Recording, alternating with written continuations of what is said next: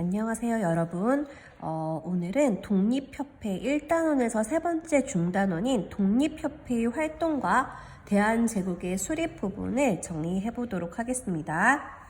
자, 1894년부터 1895년까지 우리나라에서는 이제 많은 일들이 있었는데요. 1894년도에 동학농민운동을 시작으로 청일전쟁과 갑오개혁이 이루어지게 되었다라고 했었었고요. 그리고 1895년도에 청일전쟁이 끝나면서 청나라와 일본 사이에 맺어졌던 시모노세키 조약으로 인해서 이제 삼국 간섭이 이루어졌었고, 우리나라는 여기에서 러시아가 강해지는 모습을 보고서는 친러 정책을 펼쳤다라고 했습니다. 그리고 일본에서 이 우리나라의 친러 정책의 주동 인물로 명성황후를 지목을 하면서 을미사변이 이제 일어나게 되었었고, 그 이후에 일본의 이제 입김이 강해지게 되면서 친일 내각을 중심으로 단발령과 관련된 을미 개혁이 이루어지게 되었다라고 지난 시간에 살펴보았었죠. 자, 지금부터는 이제 1896년에 을미사변을 통해서 고종이 신변의 위협을 느끼게 되면서 러시아의 대사관으로 이제 피신을 떠나게 되는 아관 파천 이후에 우리나라와 관련된 부분을 배우도록 하겠습니다. 해당되는 교과서는 27쪽부터 30쪽에 해당됩니다. 자, 1896년에 러시아 아관은 선생님이 아라사의 공사관이라서 러시아의 대사관을 얘기한다라고 했었었고, 파천은 임금님이 피신을 떠난다라는 것을 의미해서 아간 파천이 1896년도에 일어나게 된다라고 했었죠. 자, 이 이후 많은 열강들의 이권 침탈이 이루어지게 된다라고 했었었는데, 많은 열강들이 우리나라로부터 이권을 빼앗아 가게 되면서 우리나라의 백성들의 불안은 훨씬 더 높아지게 되었겠죠. 그렇게 되면서 이제 해외로 미국으로 떠나 있었던, 갑신정변 이후에 미국으로 떠나 있었던 서재필은 우리나라로 귀국을 하게 되면서 그때 갑신정변의 실패의 원인으로 민중들의 참여가 낮았다라는 부분을 갖다가 원인으로 생각을 하게 되면서 민중들을 계몽시키기 위해 독립신문을 발간을 하게 됩니다. 이 독립신문과 같은 경우에는 민중들을 계몽시키는 목적으로 발간이 되었던 부분이기 때문에 기본적으로는 한글판으로 제작이 참관이 되었었고요. 그리고 해외에 우리나라의 소식들을 알리기 위해서 영문판으로도 발간이 되었던 것이 독립신문의 특징적인 부분이라고 할 수 있습니다. 서재필은 이 독립신문을 발간을 하면서 민중들의 계몽을 위해서 노력을 하다가 많은 계합파 지식인들과 독립협회를 조직을 하게 되는데요. 이 독립협회는 고종이 러시아 대사관으로 떠나 있는 아간 파천으로 인해서 우리나라가 자주성이 침해를 당하고 있다라는 것을 주장을 하면서 고종의 황궁을 끊임없이 요청을 하게 됩니다. 그러면서 독립협회와 같은 경우에는 특징적인 부분이 갑오개혁 이후에 만들어진 협회이다 보니까는 신분제도가 철폐가 되어 있었던 상황이었었고, 전 민중의 참여를 도모하기 위해 회원 자격의 제한을 두지 않았습니다. 그래서 신분에 상관없이 많은 사람들이 자유롭게 참여를 할 수가 있었었고요. 그리고 했던 활동 중에 하나로 영은 환영하다 할 때 영자예요. 은혜는 은혜은, 은혜를 환영하는 문. 이때 은혜는 청나라의 왕이나 청나라의 사신을 얘기하고 있는데, 즉 청과 관련된 인물들을 맞이하는 문이 영은문이었었습니다. 갑오개혁 이후에 청나라와의 사대관계를 청산하게 되면서 영은문을 없애고 독립문을 세웠었던 단체가 독립협회이죠. 자, 그리고 아까 전에 얘기했다시피 우리나라의 최초의 민간신문인 독립신문을 발간을 하기도 했었었고요. 국민 계몽을 목적으로 만들어진 협회인 만큼 토론회와 강연회를 통해서 많은 국민들이 나라의 상황을 보다 더 이제 제대로 알고 그리고 제대로 고민해 볼 수 있는 기회를 주려고 노력했었던 단체가 독립협회였었습니다. 독립협회가 이제 조직이 민중들의 목소리를 내면서 끊임없이 고종의 황궁을 요구해 왔었고, 결과적으로는 이제 고종이 1년 만에, 아간파천 이후에 1년 만에 궁궐로 돌아오게 되는데, 이때는 이제 경복궁과 같은 경우에는 자신의 이제 아내였었던 명성황후가 죽었던 곳이기도 했었고, 그리고 아직은 신변에 어느 정도는 이제 안심이 안 됐었던 상황이다 보니까 러시아 대사관과 가까운 곳에 위치한 지금 현재 덕수궁이 있는 경운궁으로 황궁을 하게 됩니다. 고종 황궁. 황궁은 궁궐로 돌아왔다라는 거죠. 그러면서 이제 대한민국의 전신이라고 할 수 있는 대한제국을 이제 수립을 하게 되는데요. 대한제국과 같은 경우에는 기존에는 우리나라가 청나라를 사대하면서 속국처럼 이제 여겨지게 되면서 청나라에는 황제가 있었지만은 우리나라의 고종과 같은 경우에는 왕이었다라고 한다라면은, 고종이 러시아에서 보니까는 러시아에도 황제가 있고 다른 나라에도 황제가 있는데 이제 본인도 이제 황제의 나라를 수립하겠다라고 하면서 1897년도에 황궁하게 되면서 조선의 대한제국으로 이제 대한제국을 수립하게 됩니다. 그러면서 지금 현재는 없어졌지만 황구단이라고 하는 곳에서 황제 즉위식을 갖게 되고요. 전제 군주 국가로서의 이제 표방을 하기 위해서 대한국 국제 헌법을 제정을 하게 됩니다. 전제 군주 국가는 왕이 막강한 권력을 갖는 절대 왕정과 같은 이제 국가다라고 보면 돼요. 자, 그러면서 황제의 권한을 강화시키면서 이제 추진되었던 개혁안이 광무개혁이 되는데요.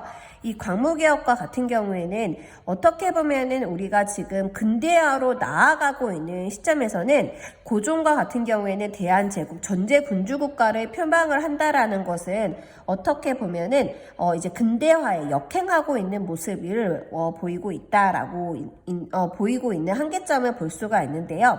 어쨌든 이 광무개혁과 같은 경우에는 이때 대한제국으로 이제 고종이 그 나라를 수립을 한 다음에 광무라는 연호를 사용해요. 연도의 호칭을 광무라는 연호를 사용하게 되는데, 이때 이제 고종이 이제 주관하면서 광무개혁이 이루어지는데, 이때 기본 골격은 구본 신참의 기본 골격을 갖추게 돼요. 자, 구본 신참은 옛것을 근본으로 삼고 새것을 참고한다 라는 그런 원칙에 따라서 실시를 하게 되는데요. 이것은 전통적인 제도를 바탕으로 서양에 발달된 근대 문물을 수용하기 위해 썼던 그런 개혁안이다 라고 볼 수가 있습니다. 그리고 대한제국에서 광무개혁 말고 또 기억을 해둬야 되는 부분이 이제 토지 소유 증명서에 해당이 되는 지계를 발급했다라는 부분이에요. 이 지계와 같은 경우에는 국가 재정을 확보하기 위해서 전국에 토지 조사를 실시를 하게 되는데, 일부 지역에서는 이 지계를 발급을 했다라고 합니다. 기존에도 이제 그 국가 재정을 확보하기 위해 흥선대원군 때도 그렇고 양전 사업이라고 해서 토지 조사 사업을 활발히 펼쳤었던 시기는 많았지만은, 기존에는 토지 소유 증명서는 존재하지 않았었어요. 그런데 대한제국에서 이제 그 토지 소유 증명서에 해당이 되는 지계를 처음으로 발급을 했다라는 부분이 또 대한제국의 특징적인 부분으로 기억을 해두면 좋을 것 같습니다. 어쨌든 고종이 황궁한 이후에 대한제국 1897년에 대한제국이 수립이 되었는데, 독립협회와 같은 경우에는 끊임없이 토론회와 강연회를 통해서 국민 계몽을 위해서 노력을 하게 돼요. 그렇게 되면서 1898년도에는 만민공동회라고, 만민은 모든 민중을 뜻한다라고 보면 되는데요. 지금 현재 종로에서 많은 집회가 열리듯이 이때도 종로에서 많은 사람들이 모여서 민중 집회를 열게 돼요. 이 민중 집회를 만민공동회라고 하는데, 이 만민공동회에서는 우리나라 국가의 자주권과 그리고 국민 참정권과 관련된 다양한 민주적인 방식으로의 그 집회가 열리게 됩니다. 그러면서 만민공동회에서 러시아의 저령도 조차 몇 개의 반을 선생님이 수업 때 얘기를 했었을 텐데 이제 그 러시아의 저령도의 조차라는 거는 빌려준다라는 거예요. 러시아가 부산 옆에 있는 저령도라는 영도라고 지금 보면 돼요. 영도라는 섬을 빌려달라고 요구를 하게 되는데 이때 당시에 이제 보면은 그 러시아의 입김이 아직은 강했었던 상황이다 보니까는 이제 정부의 입장에서는 거절을 할 수 없는 상황이었습니다. 그런데 만민공동회를 통해서 저령도 조차를 강력히 거부하는 의사를 밝히게 되면서 러시아도 어쩔 수 없이 이 조차를 빌리고자 했던 것을 철회하게 되는 이제 결과를 낳게 되었었죠. 이 밖에도 러시아의 군사 고론단이나 재정 고무와 관련된 부분에 있어서 만민공동회에서 적극적으로 철수를 요청을 하게 되면서 러시아나 뭐 여러 가지로 우리나라 국가의 자주권을 갖다가 이제 지키고자 노력했었던 부분이 많았었고 이것이 성사가 되게 되면서 고종과 같은 경우에도 독립협회가 추진했었던 만민공동회에 눈을 이제 보면은 한번 더 쳐다보게 되면서 관심을 기울이게 됩니다. 그러면서 정부에서 조금 더 이제 지원을 하게 되면서 관료들까지 만민공동회에 참여를 하게 되면서 이때 이후에는 관료와 민중이 합쳐져서 집회가 열린 관민공동회로 발전을 하게 돼요. 자, 그러면서 이제 관료들이 합세가 되다 보니까는 민중들의 목소리에 보다 더 힘이 실리게 되는 거죠. 그러면서 헌의 6조를 발표를 하게 되는데 이 헌의 6조와 같은 경우에는 입헌군주제를 지향을 하게 됩니다. 이 입헌군주제와 같은 경우에는 왕은 있으나 왕은 있으나 왕 이전에 헌법의 기초에서 어쨌든 모든 체제가 이루어진다라는 부분이 입헌군주제잖아요. 그러면서 약간의 왕권을 갖다가 어떻게 보면 헌법이 더 우선한다라고 하는 어떻게 보면은 조금 더 민주적이고 조금 더 근대화된 그런 제도를 이제 그 표방했던 게 헌의 6조의 그 내용이라고 볼 수가 있습니다.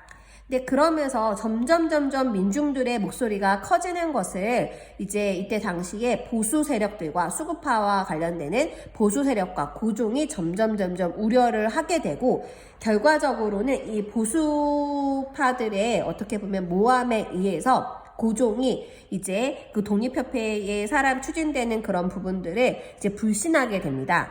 그러면서 이제 고종과 같은 경우에는 이제 해산을 하라고 하였으나 이것을 거부를 하자 황국협회는 보따리, 보찜 장사에 해당이 되는 보부상들로 조직이 되어 있는 어용단체예요. 어용단체는 어떻게 보면은 왕의 말을 잘 따르는 그런 단체라고 보면 되는데, 이 황국협회, 보따리 장사는 소문이 잘 낼 거 아니에요?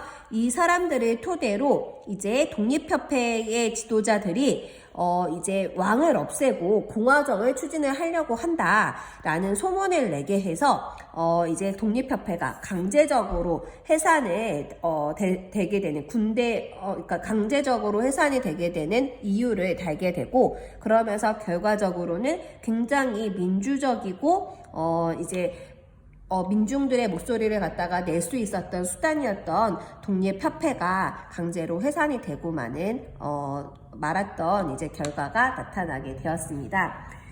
이 독립협회와 같은 경우에는요, 한계점이 있는데 많은 이제 근대화나 그리고 민주적인 측면에 있어서 많은 장점을 가지고 있지만은 여기에서의 한계점과 같은 경우에는 이 독립협회는 민주적인 방식만 워낙 고집을 하다 보니까 전투적인 의병 활동을